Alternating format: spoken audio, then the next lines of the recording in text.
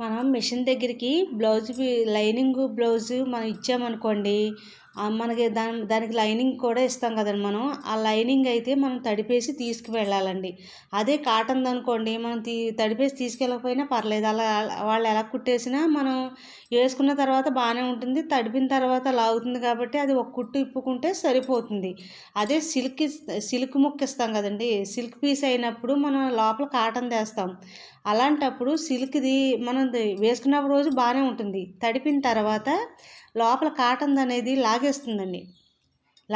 లాగేయడం వల్ల ఈ సిల్క్ది పైన ఏమవుతుందంటే బుసక వచ్చినట్టుగా మీకు తర్వాత సిరాగ్గా కనిపిస్తుంది. అందుకని చెప్పేసి మీరు తడిపేసి తీసుకువెళ్ళండి. లేదు అంటే వాళ్ళకి తడపండి అని ఖచ్చితంగా చెప్పండి. ఎందుకంటే కొంతమంది నిర్లక్ష్యంగా తడపకుండా ముక్క సరిపోదని చెప్పేసి కుట్టేస్తూ ఉంటారు. తడిపితే లేట్ అవుతుందని చెప్పేసి కూడా కుట్టేస్తారండి.